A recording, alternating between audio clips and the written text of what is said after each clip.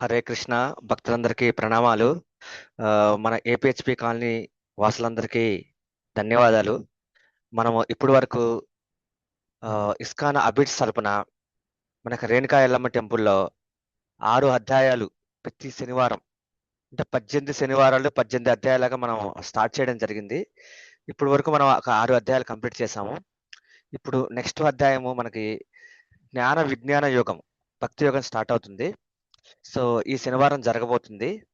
So దాని గురించి దాంట్లో ఏం చెప్పబోతున్నామని ఒక చిన్న వీడియో చేయాలని చేస్తున్నాము. ఒక్క నిమిషం టైం ఇస్తే షేర్ చేస్తాను.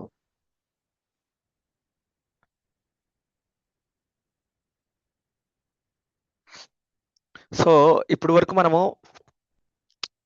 ఇంతకుముందు చెప్పినట్టుగా ఫస్ట్ 6 అధ్యాయాలు కర్మయోగము, 7 నుంచి 12 వరకు భక్తి యోగము, 13 నుంచి 18 వరకు జ్ఞానయోగం. సో ఇప్పుడు వరకు కర్మయోగంలో మనం ఏం తెలుసుకున్నామంటే కర్మని చెయ్యాలి కానీ ఫలితాన్ని భగవంతుడికి ఇవ్వాలి. అంటే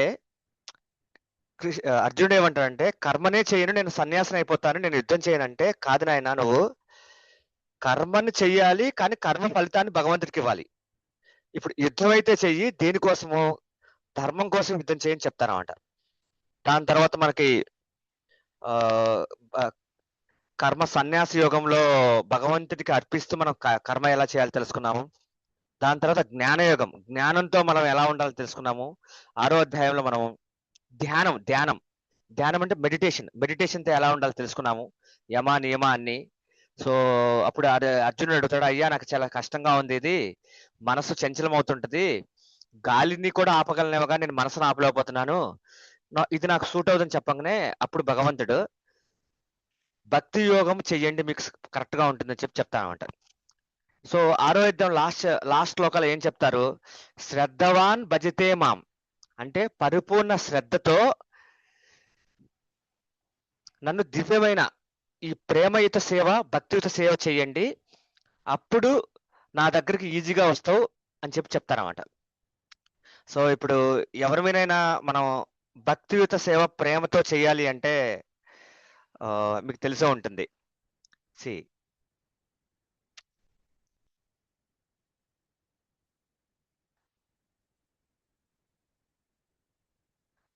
సో భక్తియుత సేవతో చేయాలి అంటే మనం ఊరికనే చేయగలమా? ఒక తల్లిని కానీ ఒక తండ్రిని కానీ మనం ప్రేమిస్తున్నా అంటే మీనింగ్ ఏంటి? మనము మన తల్లిని తండ్రిని అర్థం చేసుకుంటేనే మనం ప్రేమించగలం. లేకపోతే రోడ్డు మీద వాళ్ళని ప్రేమించమంటే ప్రేమించగలమా? కాదు. అందుకనే భగవంతుడు ఈ చాప్టర్లో ఏం చేయబోతున్నాడంటే, సో భక్తియుత సేవ చేయాలి అంటే భగవంతుడు ఎవరో తెలియాలి. సో ఈ తెలియాలంటే ఏంటి? భగవంతుడి గురించి మనం తెలుసుకోవాలి. అంటే ఎవరు చెప్పాలి? భగవంతుడి గురించి భగవంతుడే చెప్పాలి. ఫర్ ఎగ్జాంపుల్ ప్రైమ్ మినిస్టర్ ఉన్నాడు, నేను ప్రైమ్ మినిస్టర్ అని ఎవరు చెప్తే తెలుస్తుంది మనకి? ప్రైమ్ మినిస్టర్ వచ్చి చెప్తారు. అలానే భగవంతుడు కూడా నేను భగవంతుడిని నా యొక్క నేను ఏమేమి చేస్తానని చెప్పబోతున్నారు అన్నమాట ఇప్పుడు.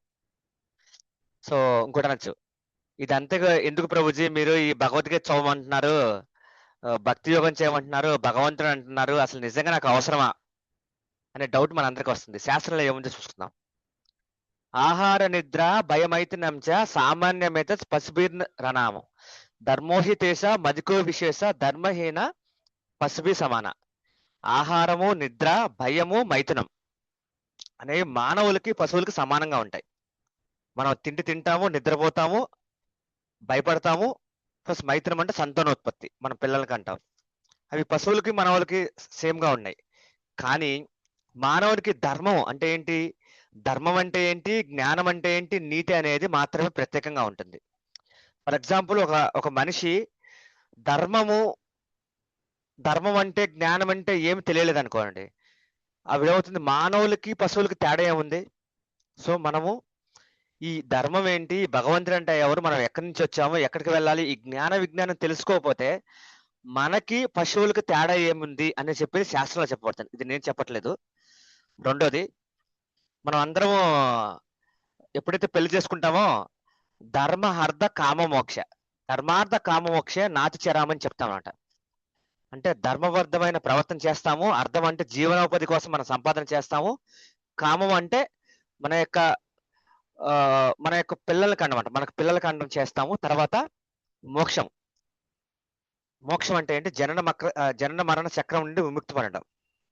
మరి మొదటి 3 చేశాం కదా! మోక్షం వైపు మళ్లించకపోతే మనది ఏమవుతుంది? మనం ఎప్పుడైతే మ్యారేజ్ పెళ్లి చేసుకుంటామో అక్కడ మనము ఒక శపథం తీసుకొని వస్తాం. ధర్మార్థ కామ మోక్షాలు చేస్తామని భగవంతుడికి. సో దానికోసమైనా మనం మోక్షం వైపు అడుగులేయాలి. అంటే ఏంటి? మోక్షం అంటే ఏంటి? జనన మరణ చక్రం నుండి విముక్తి పొందడం. సో ఇప్పుడు 7వ అధ్యాయంలో మనకి భక్తి యోగం గురించి చెప్పబోతున్నాడు భగవంతుడు. దాని అధ్యాయం పేరు ఏంటంటే జ్ఞాన విజ్ఞాన యోగం. ఫర్ ఎగ్జాంపుల్ దీన్ని కూడా ఈజీగా గుర్తుపెట్టుకోవాలి కదా. జ్ఞానం అనేది కూడా చాలా సరళంగా ఈజీగా ఉండాలి. లేకపోతే ఏమవుతుంది? గుర్తుపెట్టుకోవడం కష్టమైపోతుంది. దానికి ఏం చేస్తామంటే హెడ్ అనమాట, తల. సో మనము ఈ భగవంతుడికి జ్ఞానం వినాలంటే ఏం వాడాలి? తల వాడాలి. తల ఏముంటుంది? మెదడు ఉంటుంది, బుద్ధి ఉంటుంది, జ్ఞానం అన్ని కూడా ఇక్కడికే వెళ్తాయి. అందుకే భగవంతుడు హెడ్, HEAD హెడ్ అని ఇచ్చాడు. హెచ్ అంటే హియరింగ్, అంటే వినడం. సో మేము ఎప్పుడు చెప్తుంటాం కదండి, మీరు వినండి, క్లాస్ వినండి, భగవద్గీత గురించి వినండి అని. ఈ రోజు భగవంతుడు కూడా నా నుంచి వినండి అని చెప్తున్నారు. అంటే భగవంతుడి నుంచి వినండి అంటారు. ఇప్పుడు మనం భగవంతుడు లేరు కదా, మనం ఎలా వినాలి? భగవంతుడి యొక్క భక్తుల నుంచి వినాలి. ఎందుకంటే వీళ్ళందరూ కూడా ఆ భగవత్ తత్వాన్ని నేర్చుకొని చెప్పడానికి వచ్చిన వాళ్ళు.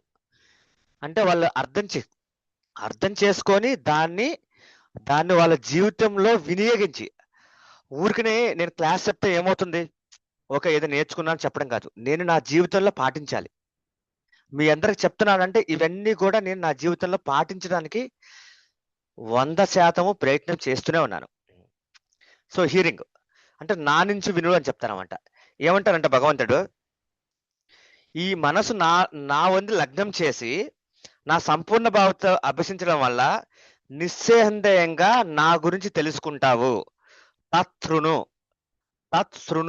అంటే నా నుంచి విను అంటున్నారు. రెండోదేంటి? సో ఇప్పుడు ఈ జ్ఞాన విజ్ఞాన యోగం అంటే ఏంటంటే, జ్ఞానం అంటే ఏంటి? మనం ఎవరివి? ఈ భౌతిక లోకం ఏంటి? ఈ భౌతిక లోకాన్ని తయారు చేయడానికి కారణాలు ఏంటి? ప్లస్ ఈ రెండు ఎవరు చేశారు? ఇదే జ్ఞానం అనమాట. రెండోది హియరింగ్. అంటే హియరింగ్ అంటే అన్ని ప్లేస్లో ప్రతి చోట భగవంతుడు అని ఎలా చెప్పగలము అనేది చేస్తామంట. భగవంతుడు ఏమంటా అంటే, మన వాటర్ మంచినీళ్ళలో టేస్ట్ నేను అంటారు. ఆకాశంలో శబ్దం వస్తుంది కదా, ఇప్పుడు నేను మాట్లాడుతున్నానంటే శబ్దం భగవంతుడు ఇచ్చిన శబ్దం. నిజంగా భగవంతుడు లేకపోతే మన శబ్దం అనేది మనం వినలేం. మూడోది ఏమంటారు? సూర్యచంద్రులు అనే వాళ్ళకి కాంతిని నా నుంచే వస్తుంది. అంటే భగవంతుడి యొక్క రూపం నుంచి కాంతి వచ్చి బ్రహ్మజ్యోతి యొక్క కాంతి సూర్యచంద్రాదుల మీద రిఫ్లెక్ట్ అవుతుంది, ప్రతిబింబం వచ్చి అది మనకు వస్తుంది. అదే సూర్యచంద్రుల నుంచి. మూడోది ఏమంటాడు? అగ్నిలో ఉండే వేడి నేనే అంటారు. ఇంకోటి శక్తిమంతుల్లో ఉండే శక్తి నేనే అంటారు. సో మనం ఏదైనా శక్తి ఉంది, మనకు బలం ఉంది, ఇప్పుడు నేనున్నాను కదా, జ్ఞానం ఉంది కదా, నాకు జ్ఞానం అంటే శక్తి కదా. రెండోది జ్ఞానవంతుల జ్ఞానం నేనే అంటారు. అంటే ఏంటి? ఇప్పుడు నేను ఇది చెప్తున్నా అంటే ఈ జ్ఞానాన్ని, ఆ జ్ఞానం చెప్పే దాంట్లో నేనే అంటారు భగవంతుడు. సో ఇప్పుడు మనం చేసే ప్రతి పనుల్లో ఎలా చూడాలనేది భగవంతుడు చెప్పబోతున్నారు. రెండోదేంటి? ఈ భగవంతుడిని చేరుకోవాలంటే ఒకటే మార్గం. భగవంతుడు అంటే ఎవరే కదా? మన తండ్రి కదా. ఫర్ ఎగ్జాంపుల్ తండ్రి నుంచి పిల్లవాడు నేను ఉండను అని చెప్పి వెళ్ళిపోతాడు. వెళ్ళిపోయిన తర్వాత ఏమవుతుంది? అక్కడ తిండి ఉండదు, తిప్పలు ఉండదు, ఇల్లు ఉండదు. చాలా రోజులు బాధపడతాడు. మళ్ళీ ఇంటికి వస్తాడు. ఇంటికి వస్తే తండ్రి ఏం చేస్తాడు? అయ్యా నా కొడుకు వచ్చాడని దగ్గర తీసుకుంటాడా లేదా? మనం ఏమంటావు? నాయనా నన్ను క్షమించండి, నేను ఇప్పుడు మిమ్మల్ని శరణాగతి పొందుతాడు, దండవత్ ప్రణామం చేస్తామని అంటాం. ఒక తండ్రికి వచ్చి మనం దండవత్ ప్రణామం చేసి ఆయన్ని వేడుకుంటే తప్పేమన్నా ఉందా చెప్పండి? అదే భగవంతుడు దేవాది దేవుణ్ణి మనం వచ్చి దండవత్ర ప్రణామం చేసి మనం శరణ వేడితే ఏమైనా తప్పుందా? శరణాగతి పొందండి అంటున్నారు. శరణాగతి పొందకపోతే ఏమవుతుందంటే, ఇక్కడున్న ఈ భౌతిక లోకం ఉంది కదా, ఇది దుర్గాశక్తి అనమాట, ఆయన యొక్క శక్తి. ఆ శక్తికి 3 గుణాలు ఉంటాయి. అంటే 3 గుణాలు అంటే 3 తాళ్ళు లాగా అనుకోండి.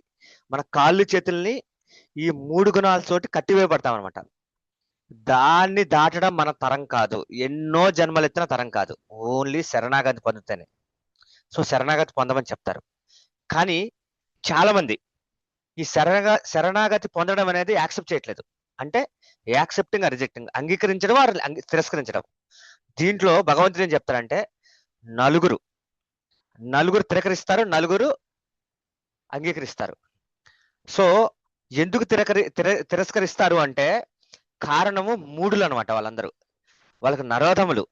అంటే వాళ్ళకి దేవుడన్నా నమ్మకం లేదు, ఈ భగవంతుడి సృష్టి అన్న నమ్మకం లేదు.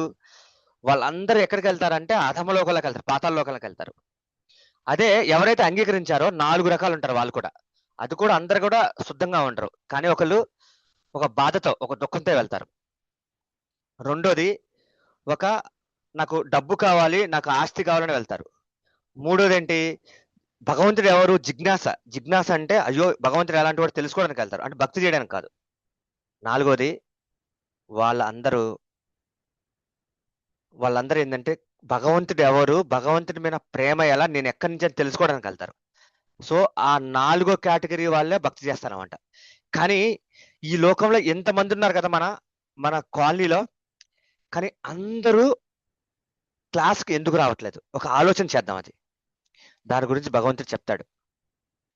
బహునాం జన్మనామంతే జ్ఞానవాన్ మా ప్రబద్ధంతే వాసుదేవం సర్వమితం సా మహాత్మా సుదుర్లభ.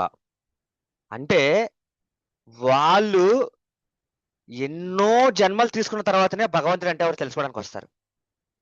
ఇప్పుడు మీరు ఎవరైతే క్లాస్కు వస్తున్నారో వాళ్ళు చాలా చాలా అదృష్టవంతులు. ఎందుకంటే భగవంతుడి కృప, ప్రేమ, అనురాగం లేకుండా క్లాస్కి వచ్చే సమస్య లేదు. వాళ్ళు కనీసం ప్రార్థన చేయాలి, అయ్యో నేను భగవంతుడి గురించి తెలుసుకోవాలని ప్రార్థన చేయాలి. సో అందుకే నాకు ఇది అంతకుముందు చదివినప్పుడు చాలా విచిత్రంగా ఉండేది. ఎందుకు అందరూ భగవంతుడు అంటే ఇష్టపడరు అని తెలుసుకుంటే ఇప్పుడు నాకు అర్థమైంది. సాక్షాత్తు భగవంతుడే చెప్తున్నాడు, బహునాం జన్మనాం అంతే, ఎన్నో జన్మల తర్వాత వాళ్ళు వస్తారని. కానీ ఈ 4 కేటగిరీలో వాళ్ళు అందరూ భగవంతుడి దగ్గరకు వస్తారు. అదేనేది నేను క్లాస్లో చెప్తాను. దాని తర్వాత ఏంటి, భక్తి చాలా అరుదు. ఎందుకు భక్తి అరుదు ఇప్పుడు చెప్పాను నేను. ఎన్నో జన్మల తర్వాతనే స్కృతి వస్తుంది. ఒక ఇంట్లో ఒక భార్యాభర్త పిల్లలుంటే భార్యాభర్త ఇద్దరూ భక్తి చేయాలని లేదు. ఎందుకంటే భక్తి ఎక్కడో జన్మల నుంచి తీసుకొచ్చాడు, భార్య ఎక్కడో జన్మలు తీసుకొని వచ్చింది. ఇద్దరు కూడా భక్తి చేయాలని. ఎందుకు అంటే అది భగవంతుడి యొక్క కృప ఉంటేనే మనం భక్తి చేస్తాం. సో యాక్చువల్గా రెండోది కూడా ఒక మెథడ్ ఉంది. భగవంతుడి మీద భక్తి చేయాలంటే భగవంతుడి కృప ఉండాలి. ఇంకోటి ఏంటంటే భక్తుల యొక్క కృప ఉండాలి. మేము నిజంగా మీ అందరి గురించి చాలా ప్రార్థన చేస్తామండి. అయ్యో మన కాలంలో వాళ్ళందరూ భగవద్ధామానికి వెళ్ళడానికి ప్రయత్నం చేయాలి, భగవద్ధామానికి వెళ్ళాలి. ఎందుకంటే వాళ్ళందరి మీద జీవదయ అంటారు దాన్ని. జీవదయ అంటే అందరి మీద ప్రేమ అనమాట. అయ్యో అలా అవ్వకూడదు, వాళ్ళందరూ భగవద్గీత నేర్చుకొని. నేను ఈ భగవద్గీత అంతా చదివిన తర్వాత నాకు అర్థమైంది ఏంటంటే ఇది ఒక అద్భుతమైన గ్రంథం. నేను ఇలాంటి గ్రంథం అసలు చూడలేదు. ఎన్నో పుస్తకాలు చదివాను, నేను ఇంజనీరింగ్ చదివాను, అన్ని చదివాను. ఎందుకంటే భగవంతుడు ఇంత బాగా చెప్పడం అనేది ఏ గ్రంథంలో లేదు. నాకు చాలా నచ్చింది, అందుకే మీ అందరికి చెప్తున్నా నేను.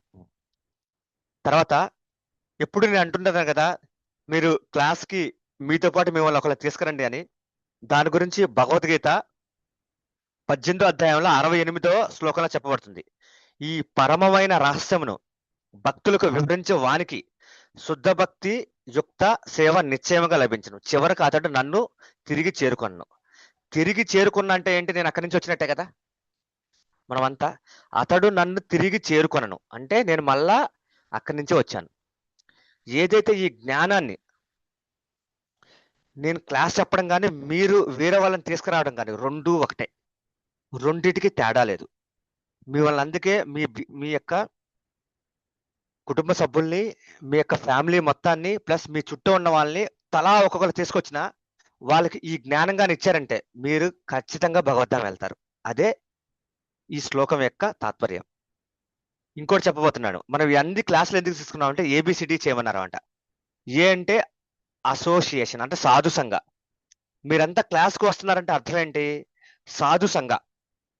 సో మీరందరు కలిసి సాధు సంఘం అంటే అందరం కలిసి సత్సంగం చేస్తున్నాం. సో అది ఫస్ట్ పాయింట్. రెండోది బుక్స్ రీడింగ్. ఇప్పుడు నేను భగవద్గీత క్లాస్ చెప్తున్నాను కదా, శ్లోకాలు చెప్తున్నాను కదా, మనం బుక్ రీడింగ్ చేస్తున్నాం ఆటోమేటిక్ గా. మూడోది ఏంటి, చాంటింగ్. మనం ప్రతి క్లాస్ లో ఒక మహామంత్ర చాంటింగ్ 7 నిమిషాలు చేస్తున్నాం. అదే జపం అంటాం దాన్ని, జపం చేస్తున్నాం. కానీ మేము రోజు చేస్తాము. మేము ఓన్లీ ఒకటి రోజు చెప్తున్నాము, మీరు రోజు చేయమని నేను ప్రతిసారి మాలలు తెస్తున్నాను, మీ అందరికి కూడా ఇవ్వాలని అనుకుంటున్నాను నేను. నాలుగవది డైట్. డైట్ అంటే డైట్ అండ్ డివోషన్. మనం తినే ఆహారం అనేది భగవంతుడికి అర్పించి తినాలి. ఏం చాలా సింపుల్ కదా, మనం వండింది ఒక ప్లేట్లో పెట్టి, అయ్యా నువ్వే ఇచ్చావు, మీరు తీసుకోండి, మీరు స్వీకరించండి, దాని తర్వాత నేను తింటానని చెప్పాడు. మీరు కేజీ రైస్ తెస్తే కేజీ రైసే వస్తుంది, మీకు ఒక్క గ్రామ్ కూడా తగ్గదు, బాధపడకండి. జస్ట్ భగవంతుడు ఆ ప్రేమ తీసుకుంటాడు అంతే. తర్వాత ఎంగేజ్మెంట్. సో స్పిరిచువల్ ఎన్లైట్మెంట్ అవ్వాలంటే ఏంటంటే యాక్టివ్ గా డివోషనల్ సర్వీస్ అంటే ఏంటి, శ్రవణం, కీర్తనం, స్మరణం, భగవంతుడిని ఆరాధించడం, పాద సేవనం, అర్చనం, ఇవన్నీ చేసి ఎంగేజ్మెంట్ అయ్యి, ఫర్ ఎగ్జాంపుల్ ఇప్పుడు మనకి జగన్నాథ రథయాత్ర వస్తుంది 16వ తారీఖు. ఒక అద్భుతంగా జరిగేది. ఎవరైతే ఆ జగన్నాథ రథయాత్రని మనం ఇలా రాత్రాత్రం లాగుతామో వాళ్ళకి భవబంధాల నుంచి విముక్తి కలుగుతుందండి. మేము ఆ రోజు ఆఫీసు ఉండగానే సెలవు పెట్టి ఆ భగవంతుడికి ఆ రోజు సేవ చేయడానికి ఎంతో ప్రీతిగా ఇష్టంగా చేస్తాం అనమాట. సో మీరందరూ ఈ శనివారం అనగా రేపు సాయంత్రం 6 గంటల నుంచి 7 గంటల 30 నిమిషాల వరకు అందరూ వచ్చి ఈ జ్ఞాన విజ్ఞానాన్ని, ఇంకోటి ఏమంటాడు భగవంతుడు, ఈ జ్ఞానమును మించిన జ్ఞానం లేదు ఇంకా, ఇది వింటే ఇంకా ఏది వినాల్సిన అక్కర్లేదు, అన్ని విన్నట్టే, ఇదే లాస్ట్ అని చెప్తున్నాడు భగవంతుడు. అందుకే మీ అందరికీ చాలా కృతజ్ఞతలు. రేపు సాయంత్రం 6 గంటల 30 నిమిషాలకి అందరం కలుద్దాం. హరే కృష్ణ.